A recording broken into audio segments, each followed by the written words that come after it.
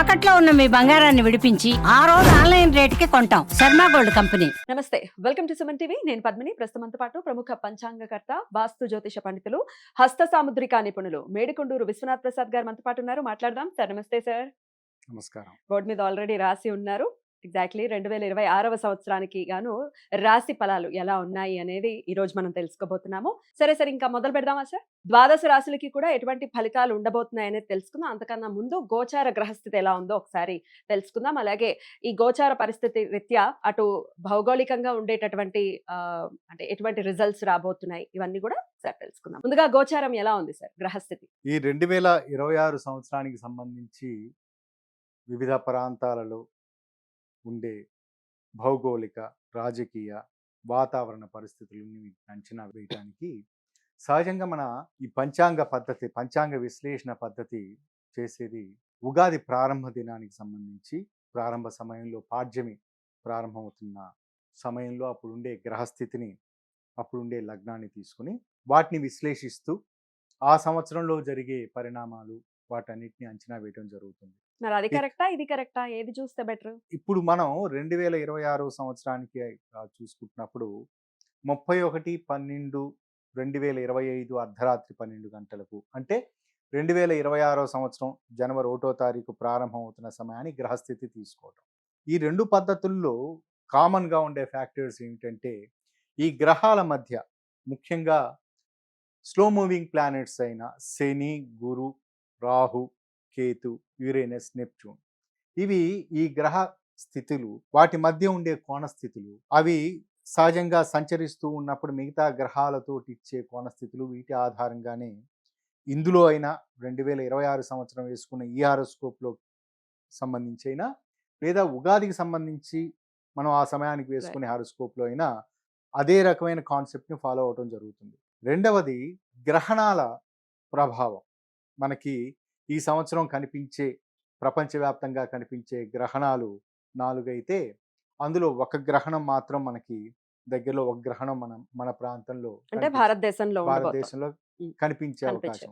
కాబట్టి ఈ గ్రహణాలు, ఈ గ్రహాలకు మధ్య ఉండే కోణస్థితులు.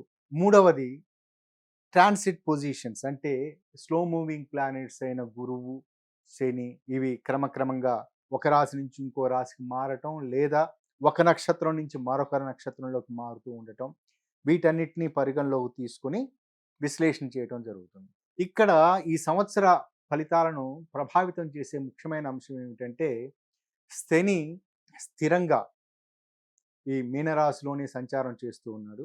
ప్రస్తుతం పూర్వభాద్ర, తదుపరి ఉత్తరాభాద్ర, రేవతి నక్షత్రంలో ఉండి మరలా రేవతి నక్షత్రం నుండి రిట్రోగేట్ అవుతున్నాడు. కాబట్టి స్థిరంగా మీనరాశిలో శని ఉన్నాడు.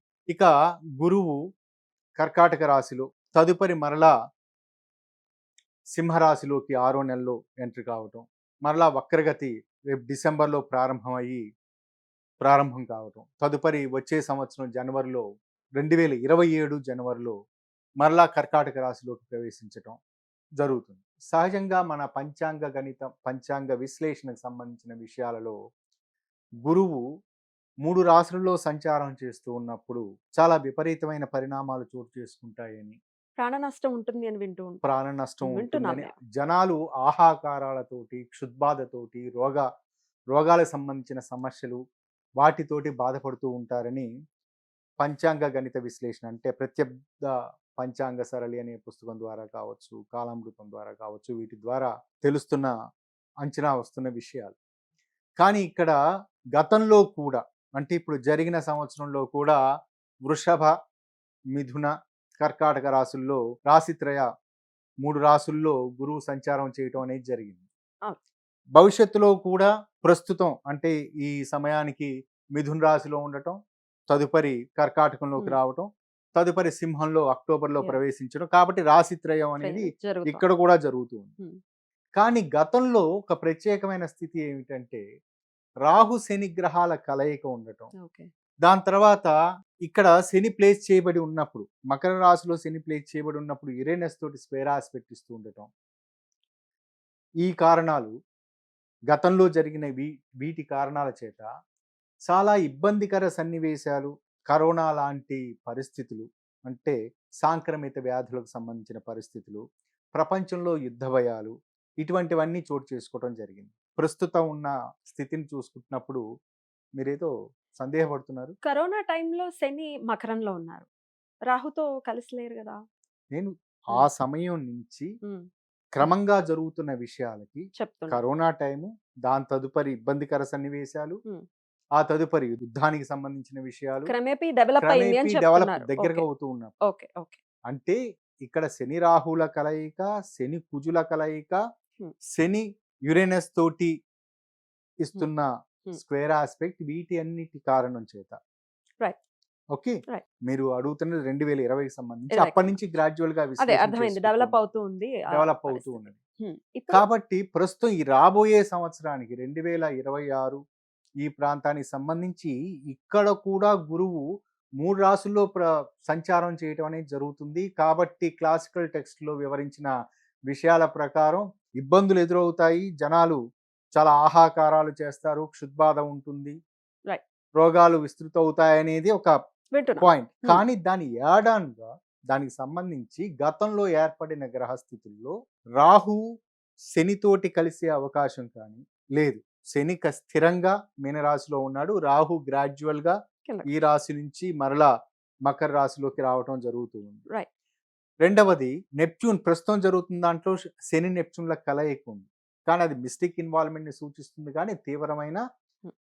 పరిస్థితులను సూచించదు. కాబట్టి వీటి ద్వారా విశ్లేషణ చేసుకున్న సన్నివేశాలలో గురు రాశి త్రయంలో 3 రాశుల్లో సంచారం చేస్తున్నప్పుడు ఇబ్బందికర పరిణామాలు ఉంటాయి. కానీ ఆ ఇబ్బందికర పరిణామాలు ఇప్పటికే మనం అనుభవించేసాం. ఇక భవిష్యత్తులో ఈ 2026లో ముఖ్యంగా ఈ కుంభరాశిలోకి కుజుడు ప్రవేశించిన సమయంలో అంటే రాహుతోటి కంజంక్షన్ ఇవ్వటం బహుశా మార్చి 12, 13 తారీఖుల్లో ఏర్పడుతుంది.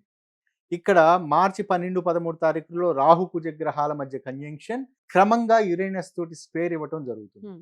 ఆ తదుపరి కుజుడు శనితోటి కంజంక్షన్ ఇవ్వటం అనేది ఇంచుమించు ఏప్రిల్ నెలలో జరుగుతుంది. సో ఈ మధ్య కాలంలో హ్మ్. కొంత ఇబ్బందికర సన్నివేశాలు మార్చిలో, అదే సమయంలో మార్చి 3వ తారీఖున టోటల్ లూనార్ ఎక్లిప్స్ సంపూర్ణ చంద్రగ్రహణం ఏర్పడుతుంది. వీటన్నిటిని పరిగణలోకి తీసుకున్నప్పుడు ముఖ్యంగా రాబోయే మార్చి, ఏప్రిల్ ఈ ప్రాంతాలలో కొంత ఇబ్బందికర పరిస్థితులు చోటు చేసుకునే అవకాశం ఉండొచ్చు. ఎటువంటి ఇబ్బందులు ఉంటాయండి? ముఖ్యంగా ప్రకృతిపరమైన ఇబ్బందులు హ్మ్. లేదా రాజకీయపరమైన అనిశ్చితి ఇటువంటిది. ఇది మన భారతదేశంలో కనిపించే చంద్రగ్రహణ ప్రభావం ఉన్నది కాబట్టి ఇది మన రాజకీయపరమైన అంశాల మీద కూడా ప్రభావం చూపించే అవకాశం ఉంటుంది. హ్మ్. కానీ ఇదే సమయంలో బహుశా క్రమంగా ఏమిటంటే గతంలో ఆ పాండమిక్ అటువంటి లక్షణాలు గతంలో ఏర్పడ్డాయి. ఇటువంటి శ్వాసనాళాలకు సంబంధించిన సమస్యలు ఏర్పడ్డాయి గతంలో. అవును. ఇప్పుడు ఇంచుమించు అటువంటి లక్షణాలే కానీ రక్తానికి సంబంధించి రక్త ప్రసరణ వ్యవస్థలను ప్రభావితం చేసే ఏదన్నా వైరస్లు అటువంటివి వచ్చే అవకాశం ఉంటుంది. కానీ గతంలో జరిగినంత ఇబ్బందికర సన్నివేశాలు చోటు చేసుకోవు. అంటే అంత ప్రాణ నష్టం ఉండటం కానీ అంత ఆ స్థాయిలో ఉండదు. ఉండదు. కొంత ఇబ్బందికర సన్నివేశాలు చోటు చేసుకుంటాయి. ప్రపంచవ్యాప్తంగా కూడా. ప్రపంచవ్యాప్తంగా ఏదో కొత్త రకమైన అంటువ్యాధులు సోకే అవకాశం ఉంటుంది. దానికి తగ్గ నివారణోపాయాలు, మందులు అవన్నీ అందుబాటులోకి ఉంటాయి. గతంలో వచ్చినట్లుగా లాక్‌డౌన్ లాంటి పరిస్థితులు ఉండదు. డెవలప్ కావు. ఉండదు. కానీ ఆర్థికపరమైన విషయాల మీద అది తీవ్రమైన ప్రభావం చూపించే అవకాశం ఉంటుంది. ఎందుకంటే ముఖ్యంగా కుజరాహుల కలయిక యురేనస్ తోటి స్క్వేర్ ఆస్పెక్ట్ ఇస్తున్న సందర్భాలలో రవాణా వ్యవస్థలకు సంబంధించి చాలా ఇబ్బందికర సన్నివేశాలు ఏర్పడే అవకాశాలు, ముఖ్యంగా రవాణాకు సంబంధించి అంటే ఇప్పుడు వాయు రవాణా అంటే ఎయిర్ ట్రాఫిక్‌కి సంబంధించి దీంట్లో గతంలో కూడా ఈ మధ్య కాలంలో కూడా మనం ప్లేన్ క్రాషెస్ ఇటువంటివన్నీ చూసాము. బహుశా ఇటువంటి పరిణామ క్రమాలు, రెండవది అకస్మాత్తుగా భూకంపాలు, సముద్రంలో భూకంపాలు. సముద్రంలో భూకంపాలంటే ఇక్కడ సునామీలుగా భ్రమపడాల్సిన అవసరం లేదు. ఓకే. అది బహుశా తుఫానులుగా, తీవ్రమైన గాలివానలాగా మారే అవకాశం ఉంటుంది. ఇప్పటికే మనం అనుభవిస్తున్నాం. ఇటువంటి సన్నివేశాలు చోటు చేసుకునే అవకాశం, జన జీవనం అస్తవ్యస్తం అయ్యే పరిస్థితులు మాత్రం ఉంటాయి. ఎన్నాళ్ల పాటు ఉండొచ్చు సార్ అది? బహుశా ఇది మార్చి దీని ఎఫెక్ట్ ఇది కుంభరాశిలోకి కుజుడు ప్రారంభమైన దగ్గర నుండి వృషభంలో యురేనస్ తోటి యుతి ఉండే పరిస్థితులు అంటే ఇంచుమించు 2/8/2026 వరకు ఆగస్ట్ దీని వరకు. ప్రభావం, ఈ నెగెటివ్ ఆస్పెక్ట్ తాలూకు యొక్క ప్రభావం ఉంటుంది. అదే సమయంలో రాహు కంటిన్యూస్ గా డిసెంబర్ వరకు ఈ కుంభరాశిలోనే ప్లేస్ చేయబడి ఉన్న కారణం చేత Right. ఈ నెగటివ్ ఆస్పెక్ట్స్ ఉంటాయి. కానీ ప్రపంచ ఆర్థిక వ్యవస్థని ఇబ్బంది పెట్టే పరిస్థితులు అయితే చోటు చేసుకుంటాయి. అది కేవలం భారతదేశానికి సంబంధించి మాత్రమే కాకుండా ప్రపంచవ్యాప్తంగా. రెండవది, భారతీయ రాజకీయ విషయాలకు సంబంధించి చూసుకున్నప్పుడు చాలా అస్తవ్యస్త ఇబ్బందికర సన్నివేశాలు 2026లో మనం చూడబోతున్నామని చెప్పొచ్చు. బహుశా ముఖ్యమైన నాయకుల అనారోగ్య ఇబ్బందికర పరిస్థితులు ఏర్పడవచ్చు. ఎవరి వ్యక్తిగత జాతకాన్ని పరిగణలోకి తీసుకొని ఈ వ్యాఖ్యలు చేయటం లేదు. కేవలం ఇటువంటి గ్రహస్థితి రీత్యా. వలన చెప్తూ ఉన్నాను. ముఖ్యమైన నాయకుల ఆరోగ్యం ఆందోళన కలిగించే అవకాశాలు ఉండొచ్చు. అది సెంట్రల్ అనుకోవాలా లేకపోతే ఇక్కడ లోకల్? బహుశా ఉమ్, ఇక్కడ మనం ఉమ్. ఇక్కడ ఉన్న వాళ్ళందరూ అందరూ ప్రముఖులే. జాతీయ రాజకీయాలను ప్రభావితం చేసే వ్యక్తులే అందరూ.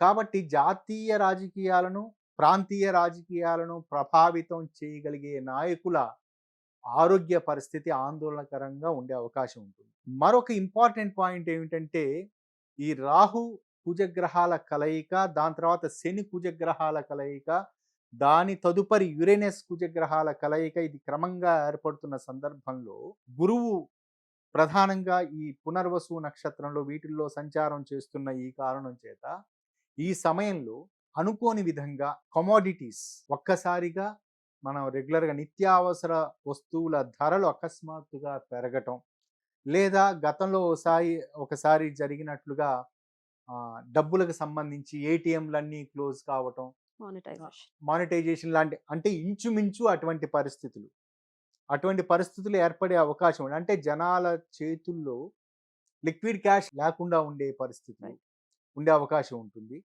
ప్రత్యేకంగా మనకి ఇంధన అవసరాలు, వాహనాలకు సంబంధించి ఇంధన అవసరాలు, లేదా ఎలక్ట్రిసిటీ, వీటన్నిటికి సంబంధించి కొంత ఇబ్బందికర సన్నివేశాలు ఉంటాయి. నీటిపారుదల రంగానికి సంబంధించి వాటన్నిటికి సంబంధించి గతంలో, ఇప్పుడు పోయిన సంవత్సరం అంటే ప్రస్తుతం జరుగుతున్న 2025 ఈ సంవత్సరంలో ప్రపంచవ్యాప్తంగా ముఖ్యంగా భారతదేశంలో విపరీతమైన వర్షాలు పడ్డాయి. ఈ స్థాయిలో 2026లో ఆ స్థాయిలో వర్షాలు పడే అవకాశం ఉండదు. కానీ అనుకోని విధంగా అది సస్యానుకూల వర్షాలు ఉండే అవకాశాలు ఉండవు. బహుశా చాలా ఇబ్బందికర వర్షం ఒక చోట ఎక్కువగా ఉండటం, ఒక చోట తక్కువగా ఉండటం లాంటి పరిస్థితులు చోటు చేసుకునే అవకాశం ఉంటుంది.